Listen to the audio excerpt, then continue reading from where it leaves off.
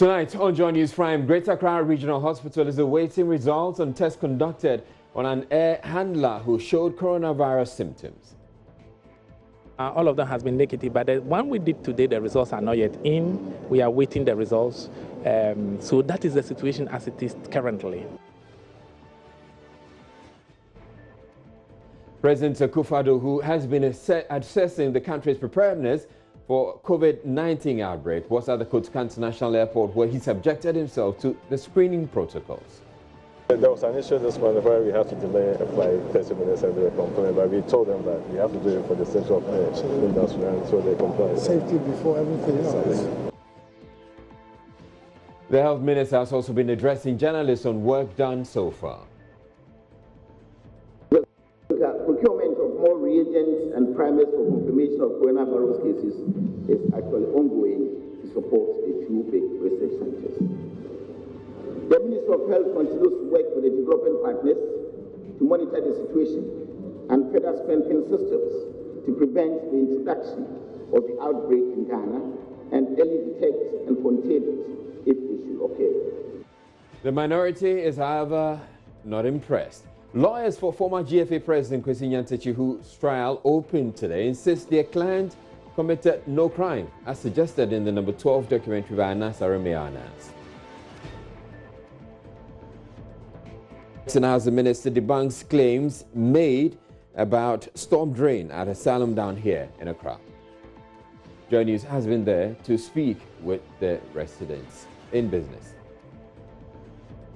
Following the launch of a pilot phase of the cylinder recirculation module, the Liquefied Petroleum Gas Marketers Association is reiterating calls for the removal of all taxes on LPG. We'll hear from Vice Chairman of the association shortly in business when Sandra comes back in about 30 minutes. Also in the bulletin, a 24-year-old man is in the grips of the police in Sunyani for allegedly raping and robbing 11 of his victims. I'm Israel Lai. Joy News Prime comes to you live from the Joy News studio at Kokomilme here in Accra with digital address GA0992539, where we're celebrating 25 years of fearless journalism. Stay tuned in.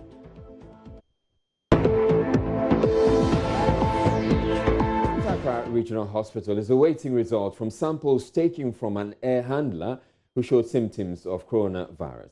The patient, whose identity is withheld, is said to be in quarantine after showing signs of the virus, which has so far killed over 3,000 people worldwide.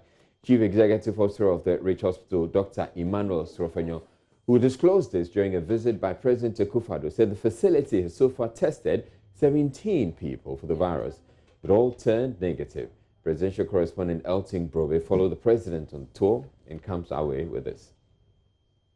It's purposely built, and as you saw, the design was such that each patient has his own unit, and so you don't share any facility with anybody, solely built for infectious diseases. So when a patient is in such a room, the patient is all by himself. And then before a nurse attends to the patient, the nurse dresses herself, prepares herself properly, dresses herself in the overall coat, the overall gown, as you saw, with the young lady that had dressed up, and then goes in to attend to the patient. And this is done until the final results come. Normally, we test the patients before we send them there, and it is the suspected cases that we send there. And once the results come, and then you are negative, we prepare you for discharge, for you to go back home or go back to the clinic from where you were referred from where you were referred. The fact of the matter is that so far we've tested about 17. Yesterday we tested another case.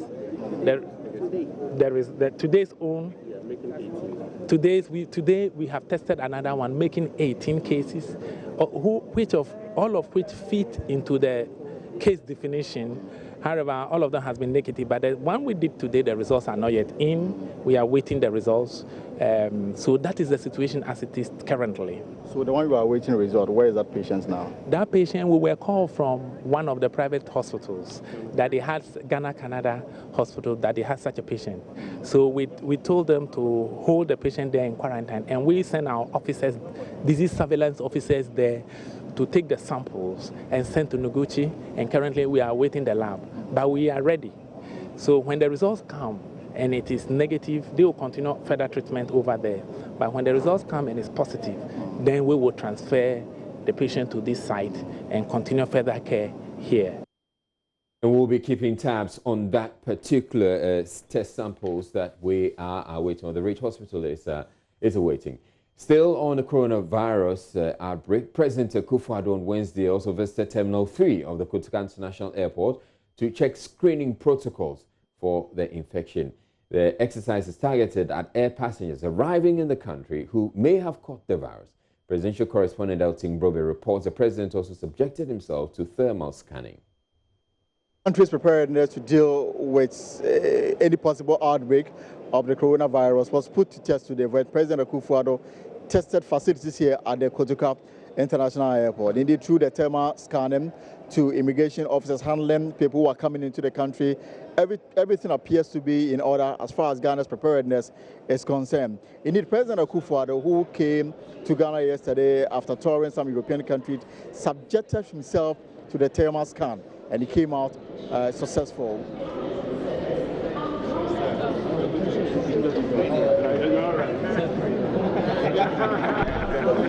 To make sure that we don't get people bumped together is to sometimes delay flights. So a flight may land and we may hold them. And we use the health ministry to achieve that because so that you can evacuate the before another land. So there was an issue this morning where we had to delay a flight 30 minutes and they were complaining, but we told them that we have to do it for the sake of industry, and so they complied. Safety before everything else. We've been speaking to the man who manages the Ghana Airport company, and he tells us that so far they have recorded 2 individuals who came in with signs and symptoms of the coronavirus. These individuals, according to him, were quarantined here at the airport and later taken to the Rich Hospital where they were monitored. He tells us that the tests after, taking through samples and taken to Noguchi came out negative. We haven't recorded any incident, but we have gotten 2 threats. Threats in the sense that people show signs of having the virus. And so we're quarantining those people. We got our medical team to take samples of that person and tested it, but on both occasions, the test proved to be negative, so that people were allowed to go. And one of the measures that we put in place, per international standard, is to take the temperature of each passenger that enters the country.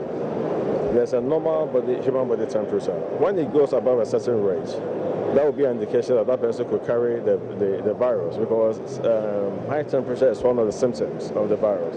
So once somebody exhibits a higher temperature, that person is put in that quarantine. We pull the person from the airport environment, and we put it into this facility that exists on the air side. So in that facility, further assessment is done. And if we feel like the person shows higher signs of having the disease, then we send the person, we transfer the person without bringing the person through the terminal building, but we take the person through the airside, through an ambulance. So that facility has a gate onto our airside where we have positioned an ambulance. So the ambulance, with the right clothed medical officers, will then transport this person to one of our coronavirus centers, be it Rich Hospital or Tema. The Ghana Airport, which is a major port of entry for travelers coming into Ghana, is in perfect readiness to ensure that people who come in do not carry the virus, and indeed the country is safe from any outbreak of the coronavirus. From the Kotoka International Airport Terminal 3, Elton Brobe reporting for Joy News. Now, Health Minister Kwaku has assured Parliament the government is doing everything possible to protect Ghanaians from the coronavirus disease, which has killed many around the world. The disease has so far found its way to sub-Saharan Africa, with Senegal and Nigeria having confirmed cases. Health officials in Ghana say, though over 40 suspected cases have been tested, they all turned out negative. Health Minister Kwaku says 5,000 personal protective equipment have been distributed and training is ongoing. He was addressing Parliament. Port of entry staff have been sensitized on case detection and infection prevention and control, undertaken for the heads of the designated points of entry and all Kotoka International Airport staff. A holding room has been identified at the Kotoka International Airport to be utilized to hold COVID-19 suspected cases. training of port health staff from designated points of entry, and all staff from Kotoka International Airport. For surveillance, Mr. Speaker, we have adapted and circulated COVID-19 case definition to regional and lower levels. We have also adopted a COVID-19 case investigation form, which is currently in use. National Rapid Response Team has been activated. The national level training for rapid response teams and other health workers on severe acute respiratory illnesses has been done. Training of regional and district rapid response teams have been planned for execution. Clinician sensitization, including the private sector members, has been conducted. Mr. Speaker, 40 suspected coronavirus cases have been reported and tested. All these 40 cases have tested negative for COVID-19 from Noguchi Memorial Institute for Medical Research and Kumasi Center for Collaborative Research. And Mr. Speaker, I want to reiterate the fact that as yet, we have not found any Kenyan that has contacted this disease, either in country or even outside the country. Mr. Speaker, procurement of more reagents and primers for confirmation of coronavirus cases is actually ongoing to support the two big research centers. The Ministry of Health continues to work with the development partners to monitor the situation and further strengthen systems to prevent the introduction of the outbreak in Ghana and early detect and contain it if it should occur. In conclusion, Mr. Speaker, I wish to indicate that the government of Ghana is doing everything possible to prevent and protect against the outbreak and spread of the infection in Ghana. This is being done in collaboration with our development partners. But the minority says the Health Ministry's briefing to Parliament on coronavirus is creating panic among the public. The NDC MPs described the assurances as empty. Ranking member on the Health Committee, Kwabna Minta Akando, says government is being slow in disbursing resources. The statement by the minister responsible for health on the floor of the House this morning, once again, was very, very empty. And it has also created fear and panic, because hitherto we thought that they were doing something behind the scene that we were not aware of. But after the briefing, we have realized that as a country, we are not adequately prepared, and that is a worrying situation. And I say so because, number one, the preparedness depends on money. When the committee met the officials from the Ministry of Health, they indicated to us that they needed an initial amount of 35 million Ghana cedis. Unfortunately, the last time the minister appeared on the floor of the House and today, he is still mentioning 2.5 million Ghana cedis. Not even 1/3 of the initial amount required. And this is initial amount and not the total amount of money needed to combat COVID-19. And so clearly up in issue, we are not prepared.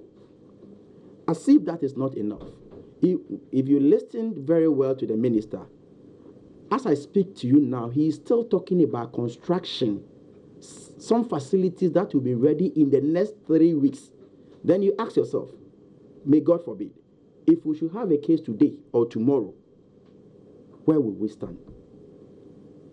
The next point, which is also scary, is that, and I know nobody can challenge WHO when it comes to issues of health, matters of health. Nobody, no organization.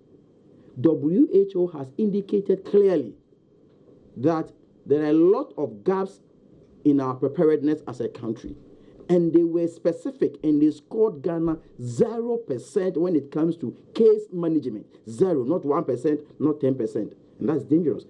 And case management means that if we should have a case, we should record a case today, we have absolutely no measure to contain the case. And that's very dangerous. That is from WHO.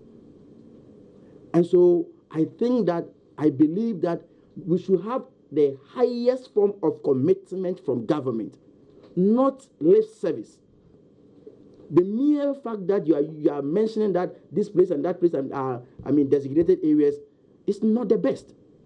We must see PPEs, we must see action rather than the mere lip service. I can say an authority, and I can indicate to you that the minister lied by saying that they have engaged private health providers. Reiterated calls for the president to be quarantined following his overseas visit. Listen to this one carefully. Meanwhile, we entreat the general public to stick to the following precautionary measures. And these are the measures the Ministry of Health and Ghana Health Service are entreating us to stick to. These are the precautionary measures. If you have recently arrived from any of the countries that have reported a case, we advise you to stay away from crowd, into brackets self-quarantine, for at least 14 days. This is not me speaking. This is the ministry speaking. This is the Ghana Health Service speaking. Why is it that the president has come from Norway and is all over? Why? Why is it that the president has come from Norway? They have reported a case and he's all over. This is a statement that the ministry and Ghana Health Service, they are entreating us to stick to. And we have heard that this virus has killed a whole vice president. We have heard that a whole deputy minister for health has been infected by this virus. Why? So I will advise, and I am very serious about this. For now, by God's grace, we have not recorded any case. But I will advise that the president and his entourage must quarantine themselves for 14 days. This is a guideline issued from the Ministry of Health and the Ghana Health Service. It's not me speaking.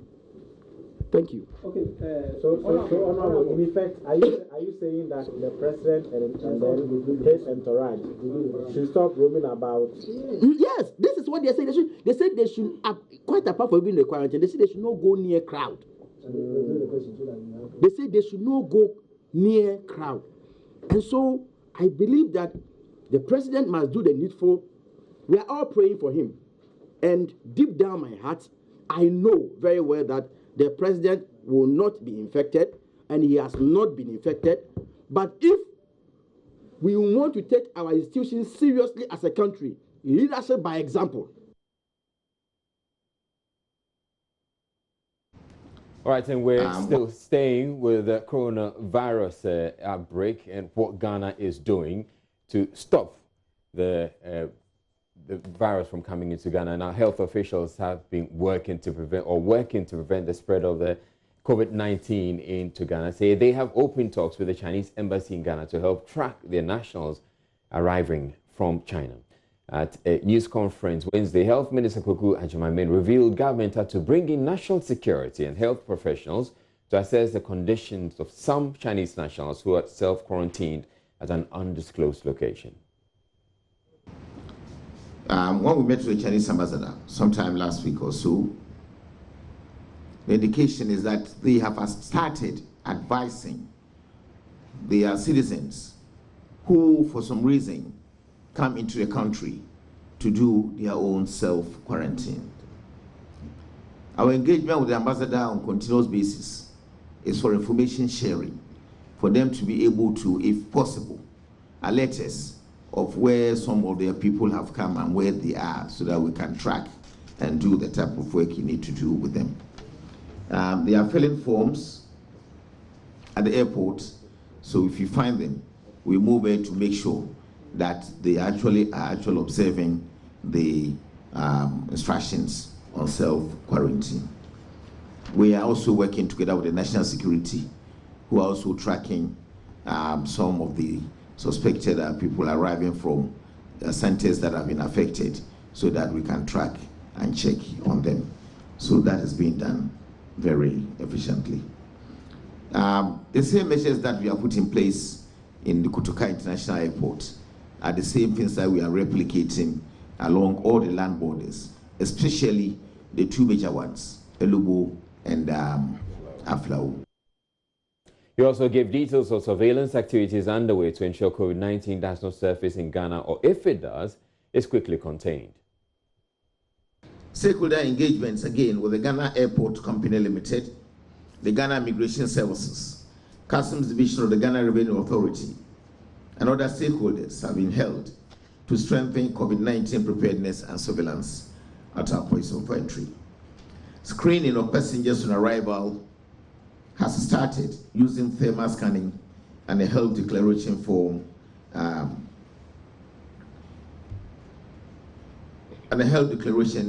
that will be filled by passengers who are arriving at our ports.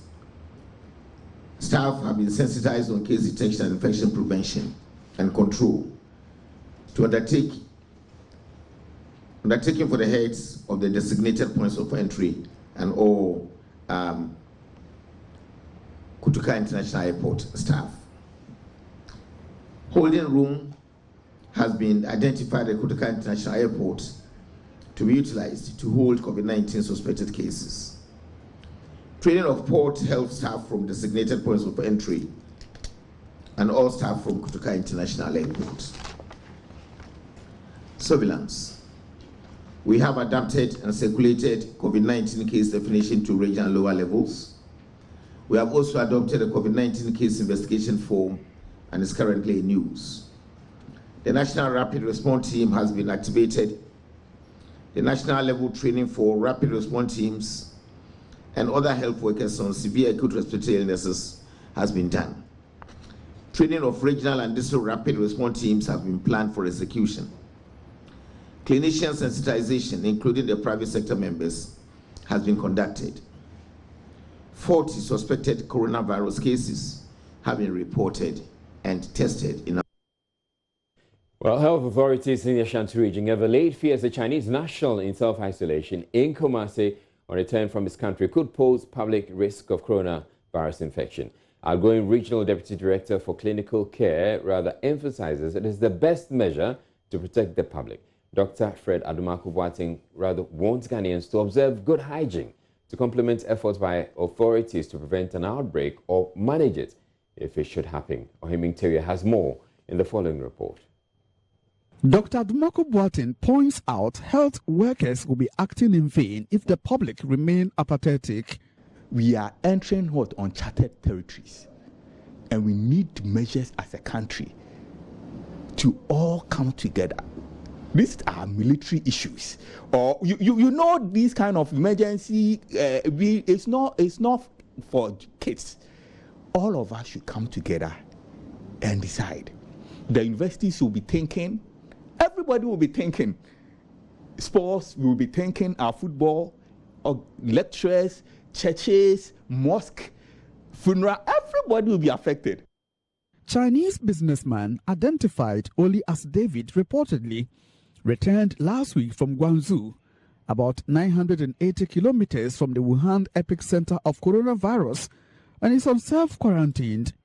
It comes in the wake of first confirmed case in Nigeria, Algeria, and Egypt. Dr. Adumaku-Boateng describes self-quarantine as one of the best measures for people who have been exposed to the disease. He advised people with influenza and common cold to isolate themselves as well. We have really what we call case definition, and this is what people should know so that we don't go into that panic state whereby we are sitting on an edge, and if you are not careful. So we all will have to come together. When do we apply this? It's more technical. When do people go into self-quarantine? Somebody is coming from maybe Italy, coming from South. This is not related. So these are things that we all will have to piece together. But for example, if you know that you are exposed, and how many of us are really in that kind of literacy where you know you're exposed, you give your number, you go even to your house, you have to make sure that your wife and kids don't come. Where self-quarantine means that I'm going to stay in my house and exposed to my family. So all these things will have to come out for all of us to take that decision. But it comes to a lot of criteria. And then if you meet them, then self-quarantine is one of the ways. Dr. Adumaku-Boateng endorses calls for people to refrain from handshake as well as adopt self-protective measures. The best way I have to cough this is what I do.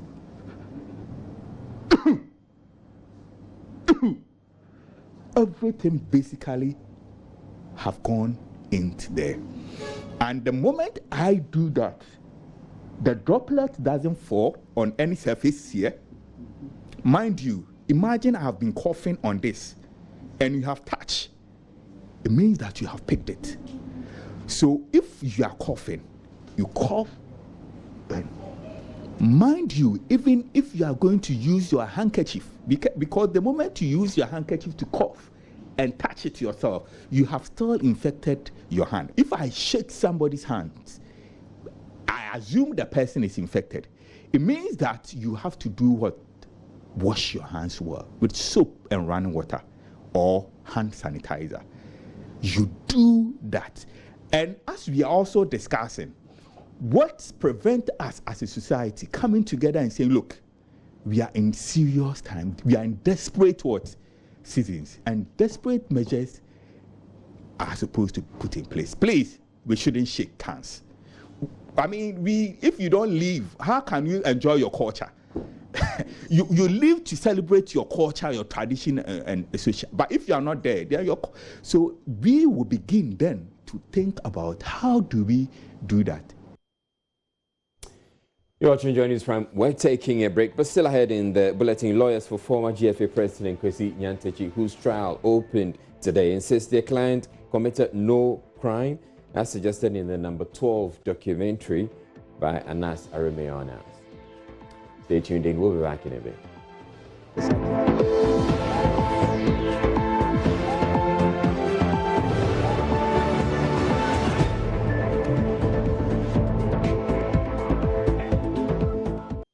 It's time for business. Sandra, say hello, Sandra. Hi, Israel. You know, we've been talking about the cylinder recirculation module, but the Association of LPG Marketers, they have issues. They've been calling for removal of taxes on LPG, and now that the pilot has started, they still have concerns. We don't know how that's going to work, but we'll hear from them. All right, sure. All right, celebrating 25 years of joy. My name is Sandra Esinam Apeno. As always, I'm here for business. The cylinder recirculation module is being piloted at Kede in the eastern region with 38,471 cylinders up for distribution. The pilot phase is expected to take place in 4 districts. Odila Ntiamwa has more in the following report.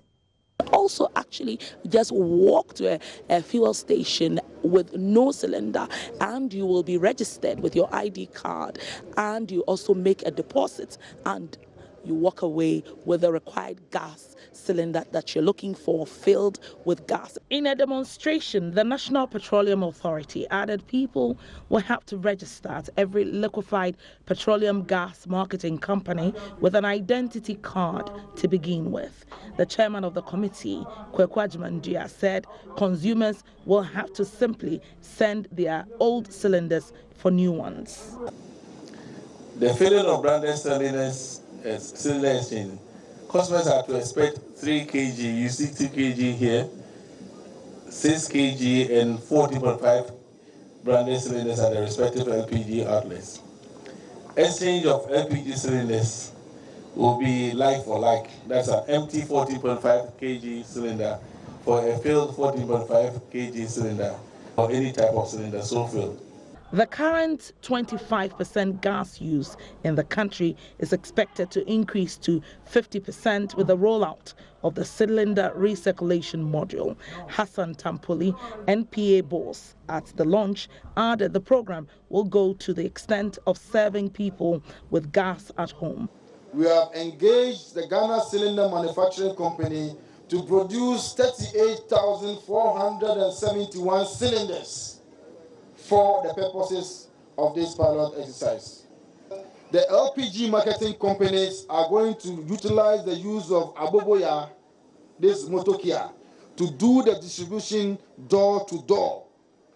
Speaking to Joy Business after the program, Deputy Minister of Energy shared more light on how the Jubilee partners will produce gas to sustain the cylinder recirculation model. For some time now, we have been doing between 30 to 40% of our domestic gas requirement, LPG requirement, from the Jubilee fields. Jubilee is currently exporting about 70 million standard cubic feet of gas from the field onshore. We have reached a certain understanding with them to increase gas production and gas export to around 125 million standard cubic feet of gas.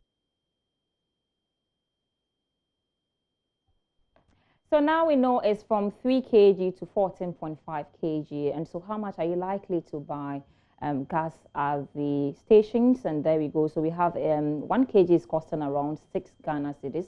So the 3 kg will cost you 18 Ghana cedis. And then the 6 kg will cost you 36 Ghana cedis. And the 14.5 will actually cost you around 87 Ghana cedis. So that's how much you're likely to buy gas when you go to the filling station. So I want to say more on this development, and joining me on the phone lines is Gabriel Kume. He's the Vice Chairman of the LPG Marketers Association. Grateful for your time, Gabi, and you've kicked against the implementation for some time now. You had issues. We've been told that the key reason for this implementation has to do with safety and also to boost penetration. But now, here we are, and then the pilot phase has actually started. What is your take, especially when we've not addressed the core issue, which has to do with removal of taxes on LPG? Yes, good evening to your viewers. Our major concern has always been the pump price we are paying for LPG. You know, the cylinder recirculation model has a true main objective. One is safety, and the second one is penetration. With safety, we don't have too much to say about safety, because if we are able to implement this policy and implement it very well, we will be able to achieve a certain level of safety. But with penetration, it's virtually impossible for us to achieve any further penetration from the current 25% we have. Currently, LPG penetration is at 25% in Ghana. The government intends pushing this up to about 50% by the year 2030. But we believe that the major obstacle against this objective is the pump price of LPG. As you did enumerate, now the average 14.5 kg that we normally use at home is costing almost 100 cedis. How many people, if you are looking at the ordinary Ghanaian, we are talking about people whose income is about 500, 600 Ghana cedis, sometimes as low as 300, 400 Ghana cedis. How do you expect such a person to cough up 100 cedis? That is about 20-25% of his monthly income just to buy LPG. We feel the price of the product is too high for us to achieve any further penetration. And if government does not do anything about the price, there is no way that second objective of achieving penetration from the current 25% to 50% by the year 2030 could be achieved. Gabi, point well made, but you have been consistent with this call for reduction in taxes on LPG. First of all, I want you to tell our viewers how many taxes we currently have on LPG products. And also, I remember so well when we're having the budget presentation, you made calls and proposals for these taxes to be reduced, and nothing was done. So what's the next line of action? First of all, tackle the taxes that we have on it, and what action plan you have?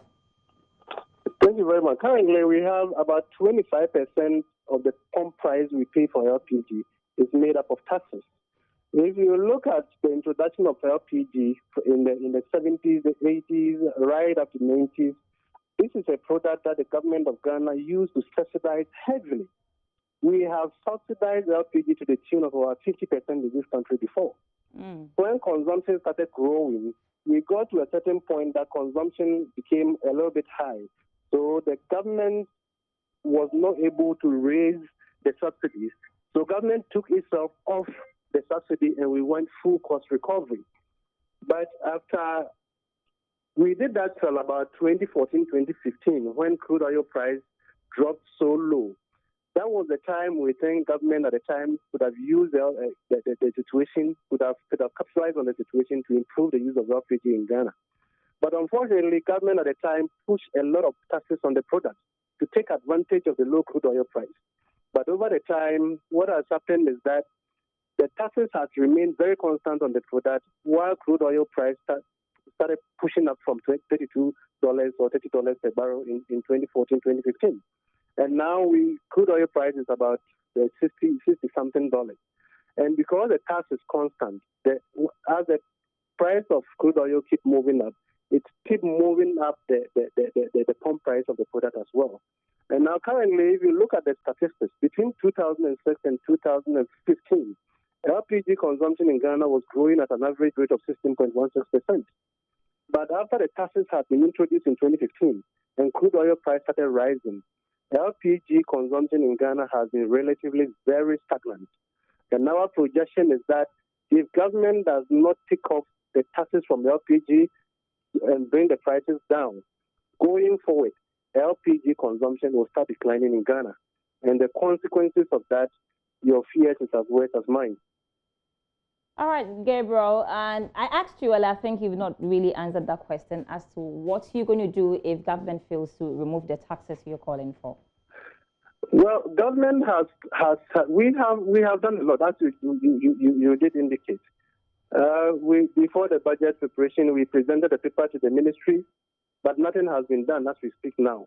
And take it or leave it, at the full implementation of cylinder recirculation, prices are going to go a little bit further. Right. Are going to go up a little bit further because there's going to be an additional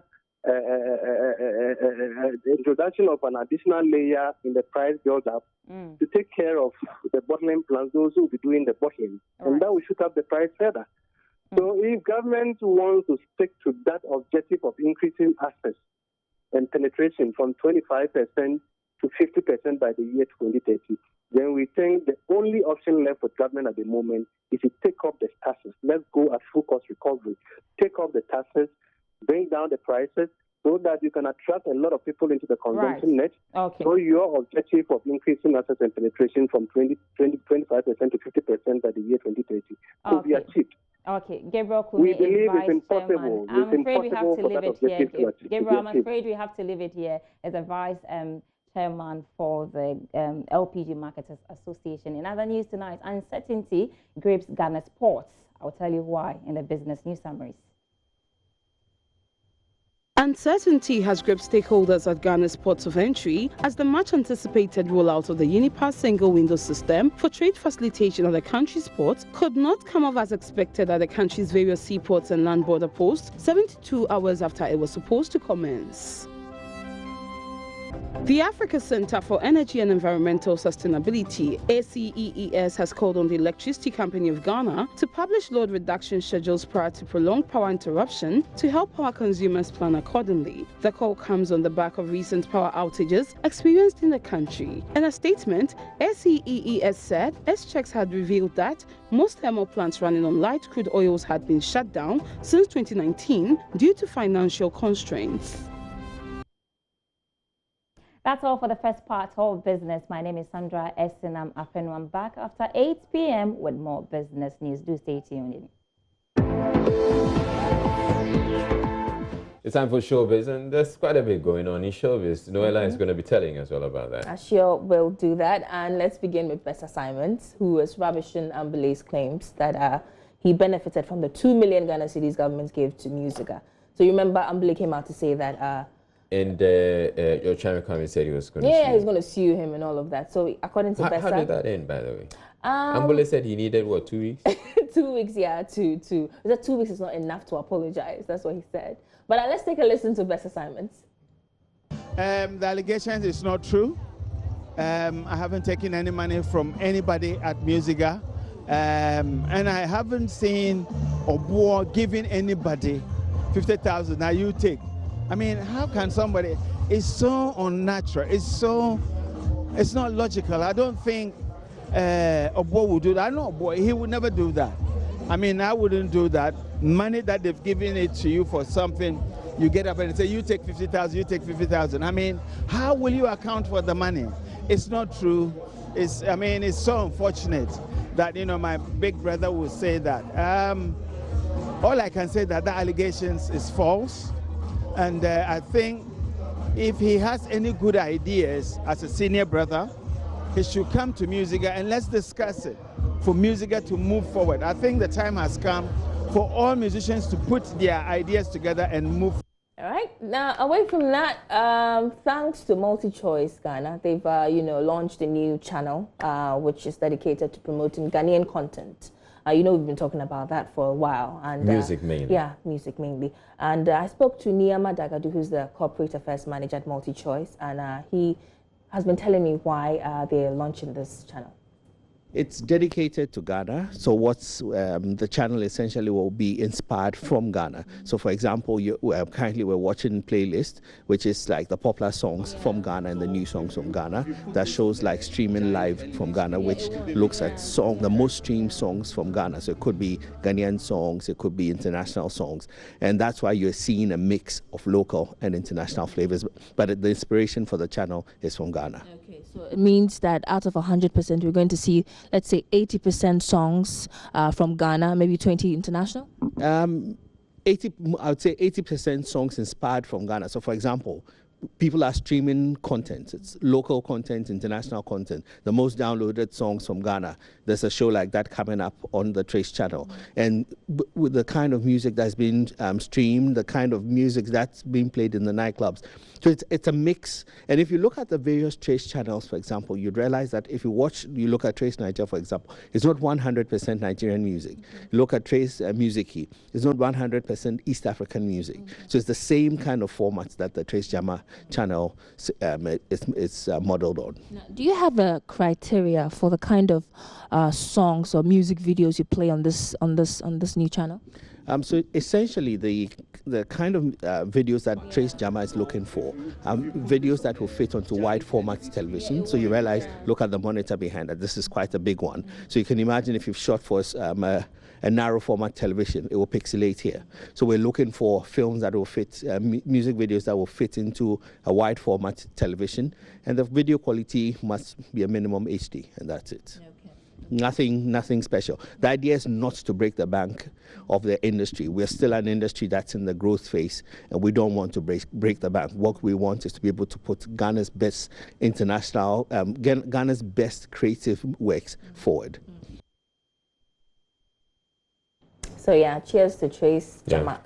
And we're hoping to see a lot more. Yeah, we are. We actually talked about, launching or, putting some shows on it, actually. Okay. Live events and all of that. So yeah, great things ahead. All right. I mean, we don't mind if they decide to take Johnny's Prime Showbiz. You know. Okay, thank you very much, Noella, for bringing us Showbiz. And we're taking a break, but to stay tuned in.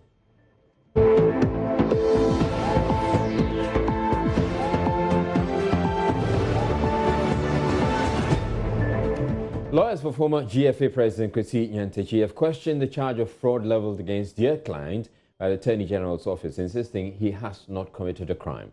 The former football administrator was in 2018 captured in a documentary in which he's heard using the name of the president to supposedly peddle influence. Court correspondent Joseph Akable reports Mr. Nyantakyi was granted a 1 million cedi bail. Here's his report. The charges leveled against Mr. Nyantakyi includes conspiracy to commit fraud and corruption by a public officer. He pleaded not guilty to the charges against him. Same with Mr. Abdullah Al-Hassan, who has been slapped with the charge of conspiracy to commit fraud and fraud. Their lawyers made an application for bail shortly after the state had presented the facts of the case. The facts indicate that Mr. Nyantakyi and his colleague executed a memorandum of understanding on behalf of a non-existent company that was supposed to be used as a vehicle to ensure that sponsorship comes in for the Ghana Football Association. That money, we are told, was to be channeled through a savings and loans company, Fountain Savings and Loan Company, which belongs to the former GFA president. Again, prosecution makes the point that Mr. Nyantakyi demanded money from the Tiger Eye investigative team, an amount of $12 million to be used to pay top government officials, including the president and the vice president. His lawyers made an application for bail. They said that Mr. Nyantakyi will show up for court anytime he is needed. His lawyers have been speaking to Joy News, and they say that they are unhappy about the conditions of the bail that were set by the court, an amount of 1 million cedis with 3 sureties. You can listen to Charles Posen, who is a member of the legal team. look at it. Then No, basically, these are charges that the state has filed. Our clients have pleaded not guilty to those charges. So the basis is that it is our view that these are not charges that can be proven by the state.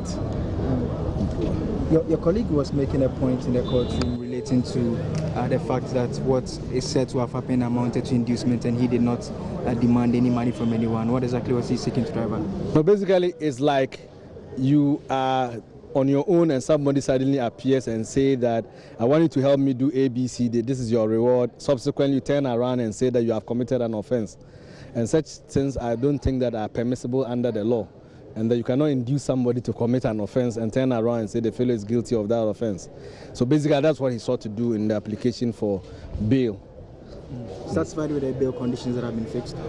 Basically, yes, they are going to meet the bail condition, except that we think that the kind of offense and the kind of amount they say they are involved, you ought not to give such a bail, lengthy bail term, let me put it this way, condition. But I believe that as the court has a discretion to exercise, so they've exercised the discretion.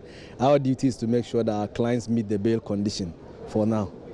The case has been adjourned to March 25 for the case management conference. Reporting for journalists on the Law Court Complex, my name is Joseph Akable. A 24-year-old man is in the grips of the police for allegedly robbing and raping 11 women in the Sunyani municipality in the Bono region. Speaking to the media, Bono Regional Police Commander DCOP Godfred Owusu-Boateng said the suspect, Abdullahi Karim alias JJ, a resident of Yahima near Sunyani, has been on their wanted list for a year now. There's more in this report by Precious Samuel.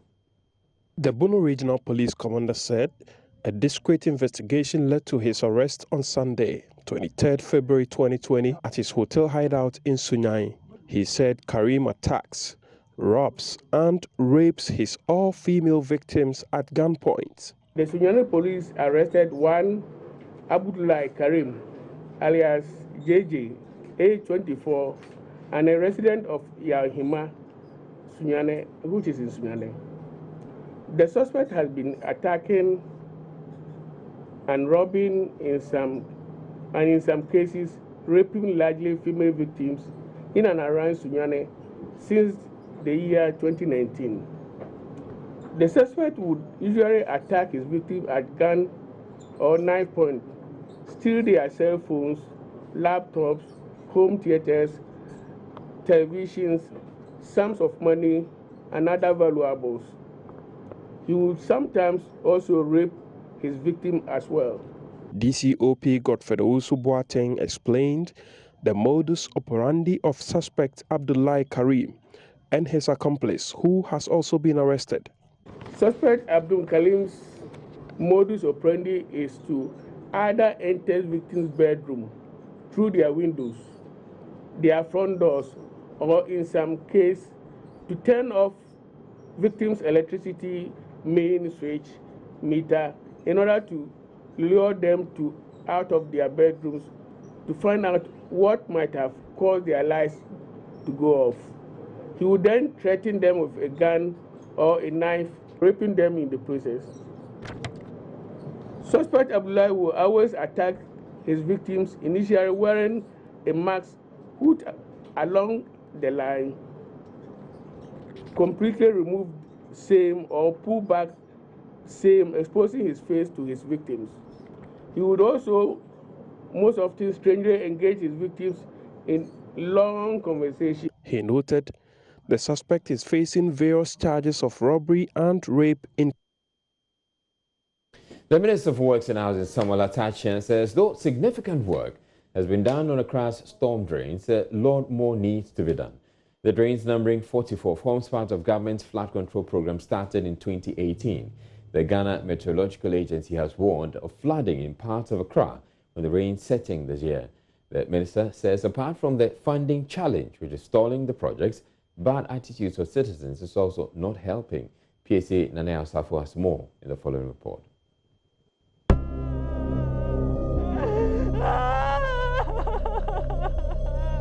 June 3rd, 2015. The rains came. 152 perished. The choked drains remained. Every year since then, Many have perished due to flooding. In 2018, government launched a flood control program in hopes of avoiding more of such overflows. 2 years on, the Minister for Works and Housing, Samuel Atachia, was in parts of Accra to monitor updates with drain projects. We are facing a few financial challenges now. What is the quantum of money owe you?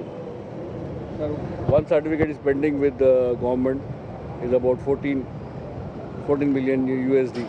Captain Ahmed Khan is managing director for Dredge Masters, the company contracted to desilt Kwame Nkrumah Circle's drain facility. The same vicinity had seen massive tears due to flood 5 years ago. The minister's tour also took him to parts of ASYLUM Down, Wija, Malam, Santa Maria and Abeka. Drain facilities were in various stages of completion, but none ready for the floods. The minister noticed to his surprise in Wija that a 2-story stone apartment had been built just at the edge of a drain under construction.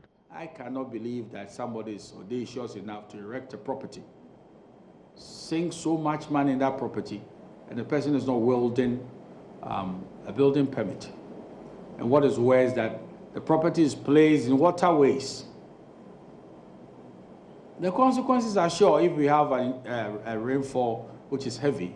If the local government system was working so well, they would have seen somebody starting a property, and they can look at it from the foundational level, that somebody is about to do what is illegal, and they'll stop the person in his tracks. Residents within the communities registered their displeasure with the ongoing works. Oh, please, as you have just come to see, we would like you to work seriously on it. Even if a little outlet can be made here temporarily, so that later on you come and complete it. There is a small bridge down there which ought to be done. He was telling us that it's not part of their work. In Europe, they don't do this. The minister gave his verdict on the inspection so far. I am partially satisfied.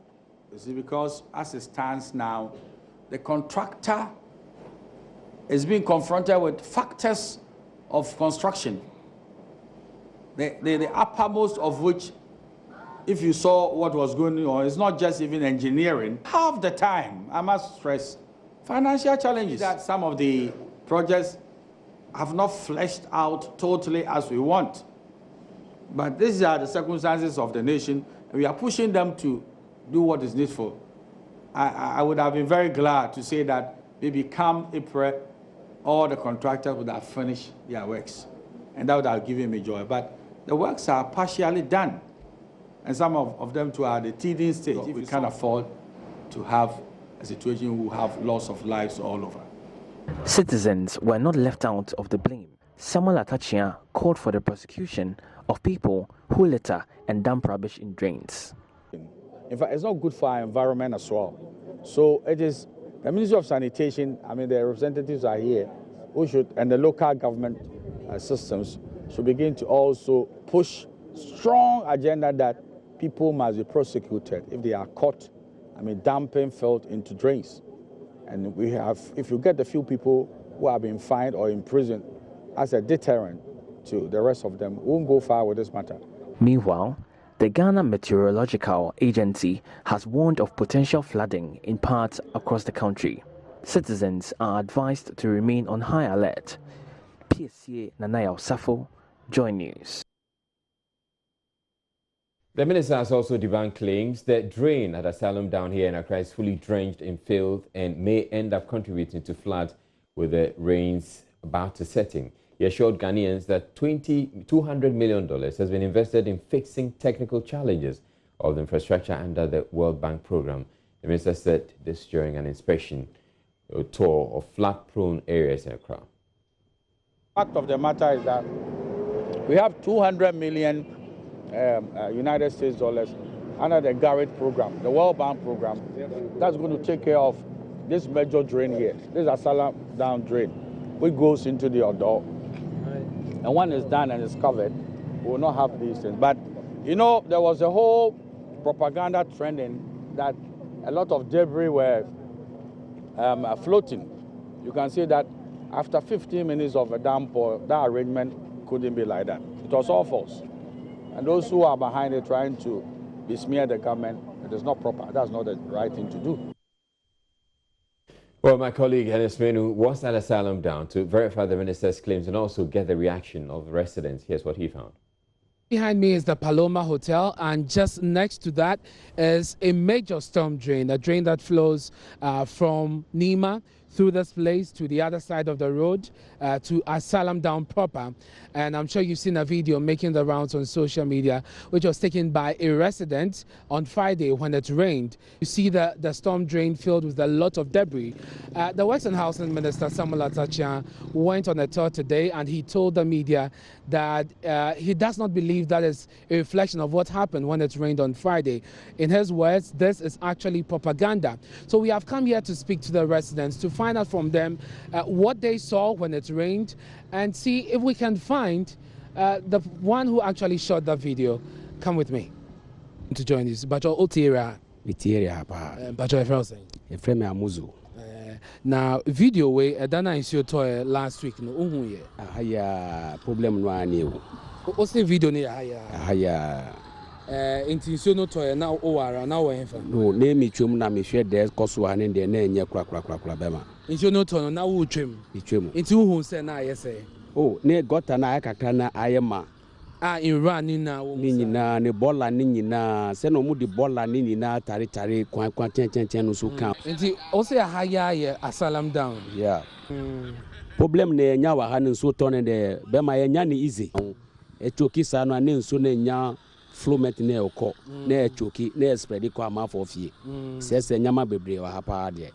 De be no yesrese se na aban betimi aboa. Yet me ayi gota mu se na nso no to anenya sa ha woni bio se ne ye your match mu May June July no de si wa ha ne de be ma wo ni nyina kan ho enti yesre se aboa ne wonye bibi. Now what's in that area how many years? Oh, match almost about 15 years ahead. Now every year it happens. That happy sir.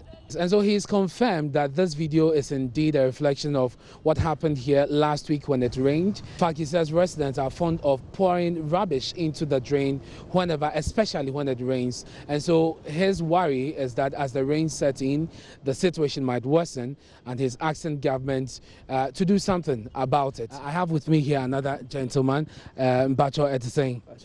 Mbacho video, where Hunda? Mbacho, haya gata we ma oh yeah sure oh I do me gidi insonator now we but na mo park ne so now park ne so but who say na ya and the minister ba or say or hwesenia gata na tie na and dey ya onye sure say ebetimi ayese oh dabi haya do kura ko enim kaka obahu ball ese omodegum anapa obitimi so ane ball afifie eba be hwie gu gota we mu a saa no mo yawa nti wanka se wo he kra na haya ejina kwa cent ne kwa different saa sanse na ko enim kakra ho se cent ne so different nti esra ban so meye bibi maye. So I'll speak to another resident who tells me that he has a video on his phone. He also shot a video when it rained on Friday, which is quite similar to what has been circulating on social media. We're going to look at that and interrogate that and find out from him what he makes of the minister's comment that this is nothing but propaganda. So what's your name? Yeah, I'm Julius. Yeah. Okay. So when you hear the minister say that the video that is circulating and making the rounds is not a reflection of what happened, how do you respond?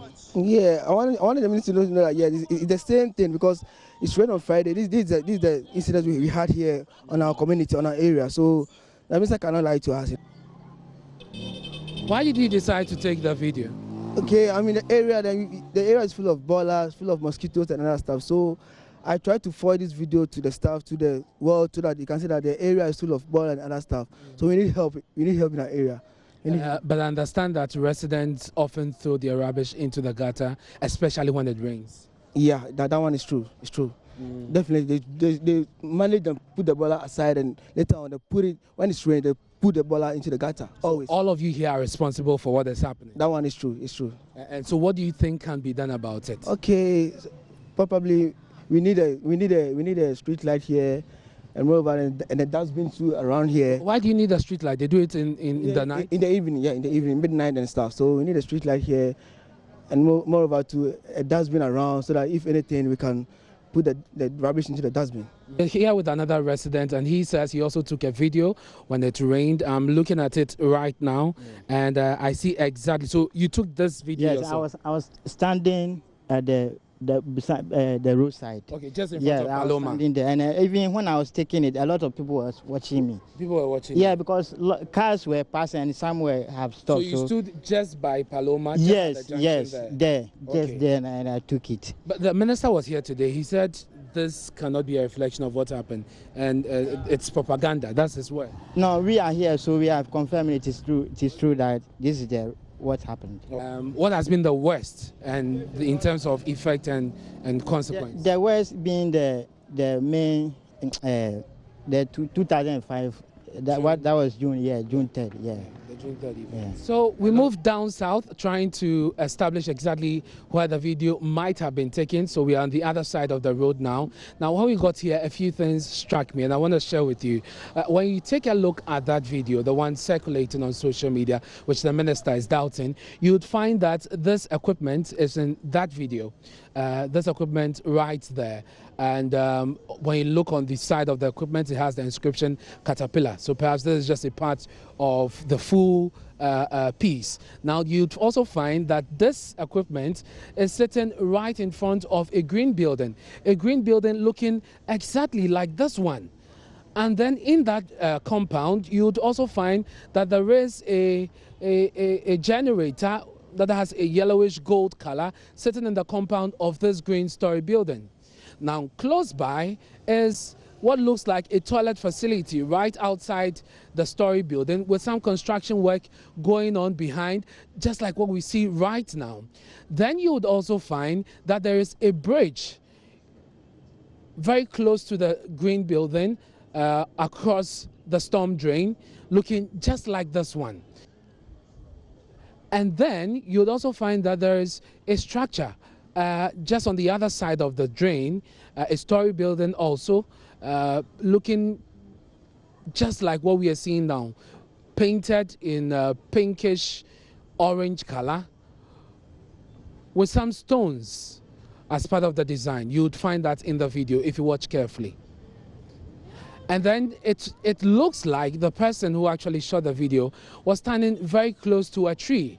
Now, when you look carefully at this tree, and what you find in the video, how it's tilted, and the angle of the video, it very much would seem that this person stood close to this tree to shoot the video. And so these are the few things that struck me. And I look around and I see a number of shops, I see a number of people selling around, some vendors around. I am tempted to think that one of them actually shot the video. So we're going to find out. So after speaking to the traders around here, I have been able to establish that the barber of this barbering salon just behind me is actually the originator of that video. He's not willing to speak to us, but he's handed me his phone, and we are going to check it out if indeed he shot this video. So let's look at it now. If the cameraman can just come. So this is the gallery. All right, this album. So we move to camera. So that's the camera part. And you know, once you shoot any video, it will be as part of your camera footages. So there you go. Okay, and that is the video. This is the video that has been circulating on social media. This is the video that has been circulating on social media. So you find all the other items I was describing earlier. You find this equipment. You see that house, the greenhouse next to it, and all the other ones. And it's exactly 1 minute 55 seconds. So there you go. This structure. So that's the greenhouse. That's the generator. All right. He obviously was standing close to this tree where I was a few minutes ago. Let's go. So obviously This looks very much like the video that has been circulating on social media, which we have done stories on. If this is fake, if this is propaganda, if this is not a reflection of what really happened on Friday, I leave that to your judgment. But the residents are calling on government to help fix the situation, especially as the rain set in. My name is Ernest Mine for Joy News. Our children living in witches' camps in northern Ghana have spoken of the daily struggles they have to endure in accessing the basics of life.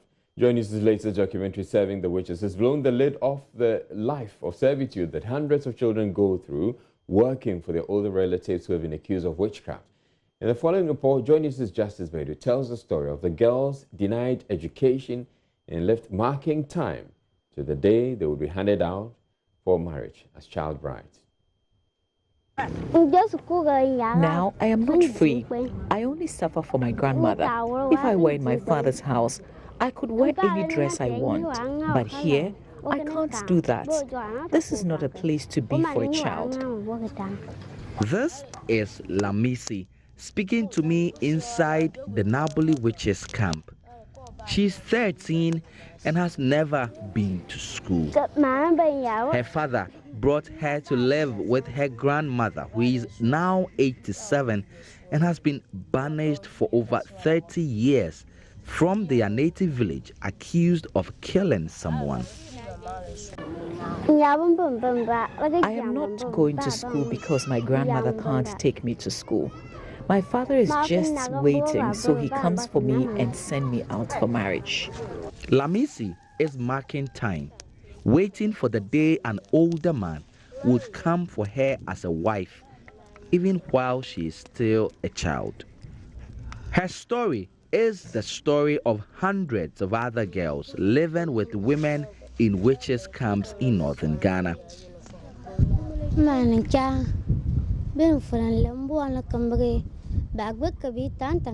I don't know anything about witchcraft. I do not even understand what witches do. Government has been accused of not doing enough to protect the rights of such vulnerable people like Lamisi. Joseph Whittle heads the Commission on Human Rights and Administrative Justice. We have drawn attention time and time again to the responsibility of the state to ensure that the burden is not left on the shoulders of civil society organizations, but it is left on the state ensuring that as a primary duty bearer, it's able to go beyond rhetorics and do the proper thing. The life and future of hundreds of children like Lamisi are on the line. How long are they going to wait? Marking time. Justice Bedu, Joy News, Naboli in the northern region. Now joining us to explore more on our latest documentary on Skype from Tamale is Lamnatu Adam, who has been working in witches' camps for about 2 decades. Thank you very much, Lamnatu. So these are the consequences of the children being in the witches' camps. What more do we know? Good evening, Israel. Let me say that it is not just girls in the alleged witches' camps who are prone to be married at this age, but then to stress that to live in a camp even tells you that they are more, vulnerable to be married much earlier than other girls. And so beyond that fear of being married early, there's also the fear of uncertainty, the stigma, there's children not being in school, and all of those things. And for me, I think that is what we should begin to reflect, that beyond the accusation of women, the consequences are dire. Yeah. Now, how serious are these reports, especially with the girls? Well, for women at that age, when they are usually accused, they are accompanied by these small girls, support them to do their household chores, and sometimes support even doing livelihood, or economic activity. And so it's already even deprived the children, of their childhood rights. She has less time to play, she has less time for history, she has less time for rest. She barely can concentrate, even if she's so. And so the consequences, like I said, is disastrous. I mean, it's something that is uncomparable to other children who are living at home and with their families. Now, I want to ask you this question. How sustainable is this effort to disband the witches' camp, especially when there are cultures where this practice of somebody being found a witch is so ingrained? Yes, so we are looking at a long-term plan, and we are pushing for the disbandment. But then it is not a one-time event, because we need to do serious sensitizations and education on the human rights violation that comes with the witchcraft accusation. And so we need to do this sensitization and work with key stakeholders in order that we don't have more women being sent to the camp. Whilst we do gradual reintegration of the women who are there to the communities of their choice. So what that means is that if you were accused in community A and you know that you have a relative in community B or C, who will take care of you? Then the discussion starts at that level, until such a time that we are sure that you can be reintegrated. And so it's not a one-time event. I mean, this is something that has been with us for centuries. And for some of the camps, the shrines that are there, people come there to, sort of ask for their help and look at their prosperity beyond witchcraft. You see, so even sometimes when the camp is closed, it doesn't mean that a shrine is closed. All right, thank you very much, Lamna, to Adam, for making time to speak with us. And that'll be it for Joy News Prime for now, as we're taking a break to bring you the second dose of business with Sandra Afenu. Stay tuned in.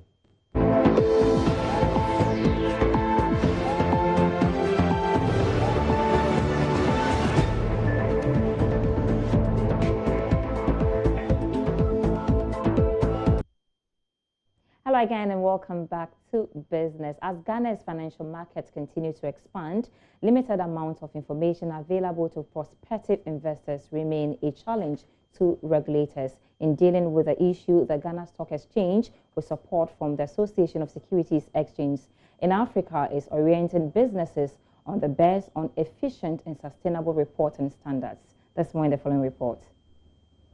Even though Ghana's financial markets continues to remain buoyant, investors home and abroad often lack the requisite market information needed to make investment decisions.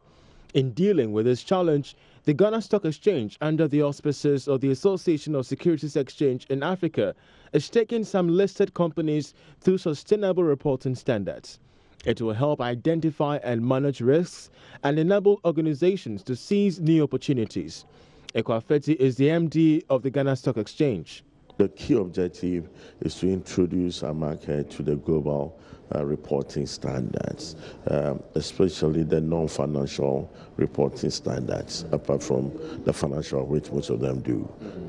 Speaking to Joy Business, Director General of the Securities and Exchange Commission, Reverend Daniel Ogbamitete, explained steps his outfit is taking to develop Ghana's financial market. When it comes to environmental, social, and governance standards, which is feeding into the sustainable reporting, it's a trend which all over the world, especially global markets, are basically pursuing.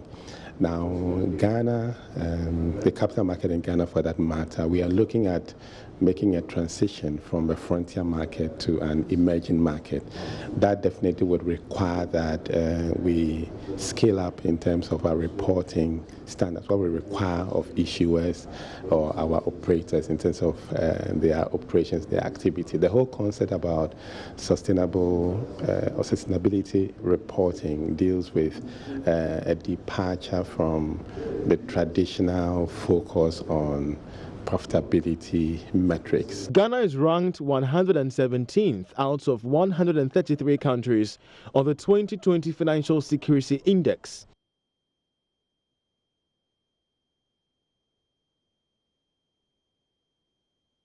Deputy Minister of Energy Mohammed Amin Adam says the Tema Oil Refinery has begun negotiations with traders to begin refining crude oil. He was speaking to Odilia Ntiamo on the state of toll.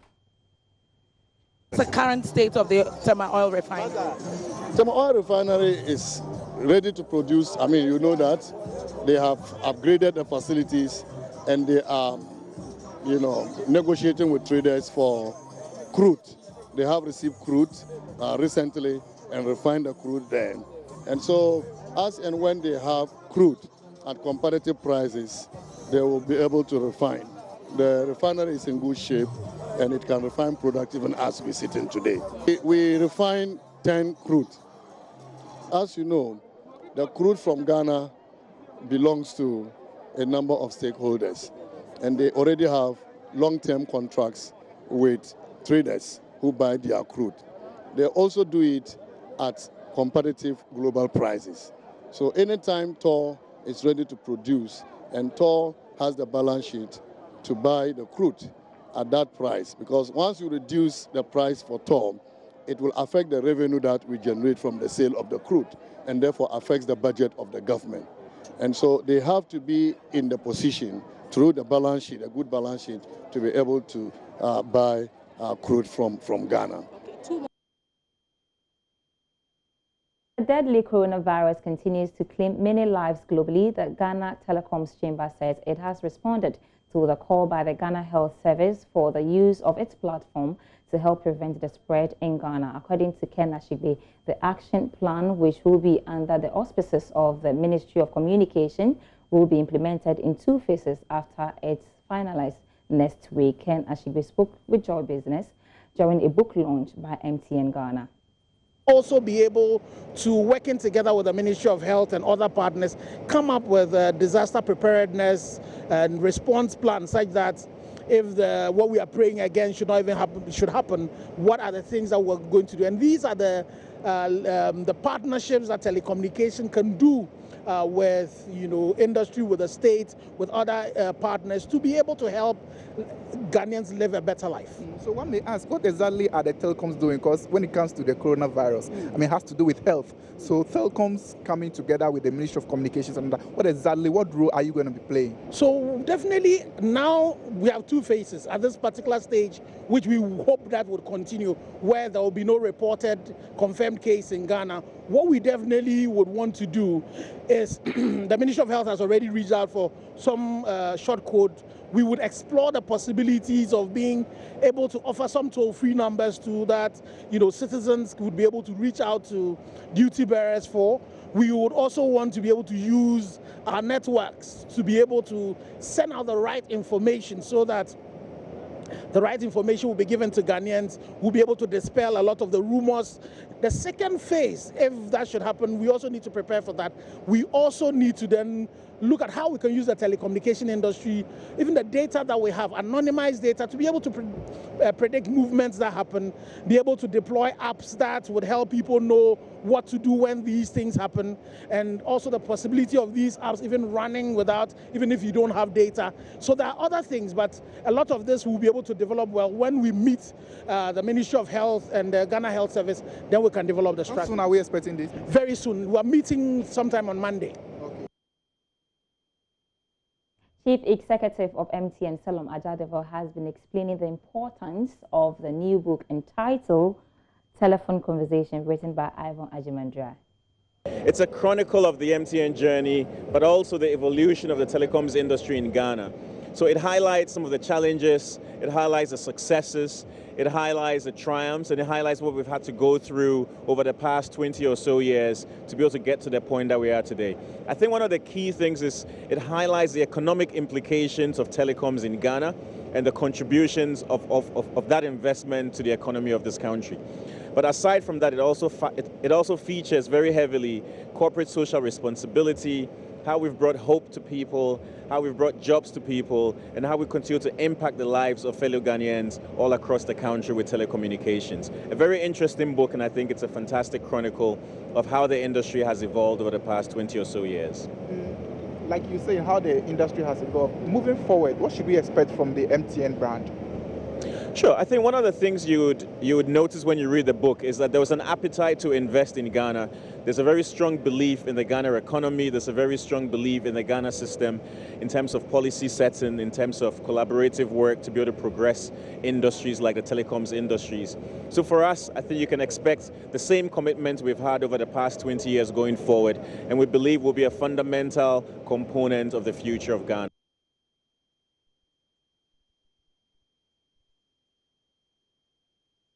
To the commodity markets now, and crude oil sold at $51.58 a barrel. Precious mineral gold also went for $1,642.79 an ounce. The commodity news update is up next.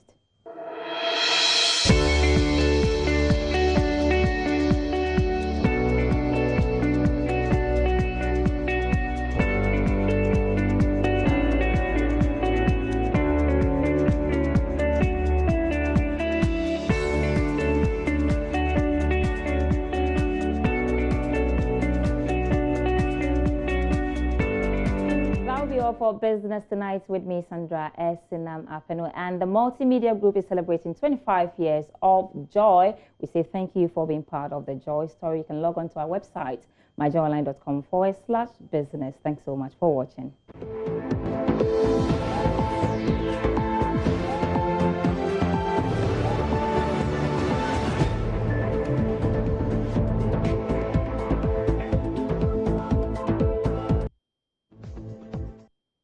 Time for Joy News Interactive, and we're focusing on that piece that was put out by Ernest Menu. So it has to do with the viral video, which the minister, well, he thought that it didn't quite reflect the situation. So Ernest Menu went to the community to find out if indeed, or what the residents make of it, and we posted the video.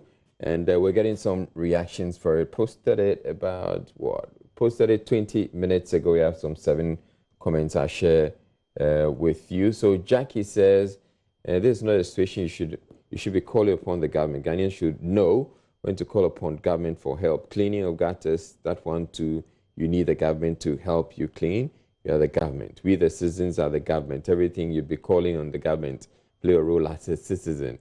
All right, there are roles to be played as citizens. The citizens should not litter and throw garbage into gutters. But if you have a gutter like that, well, the local government has to step in. Abdul Rahman says, okay, move on. Safo says, government will not do anything. You people should organize and clean up your environment. Everything government. And Consular says, you won't discipline yourselves enough to stop throwing garbage into drains, and yet you blame the government when your areas get flooded. And John says, this is our tourist attraction, Ghana. Okay, so you can actually also get onto Facebook and get to post your comments on the video that we have there. That'll be all for Joy News Prime. My name is Israel. Thank you very much for watching. Have a good night.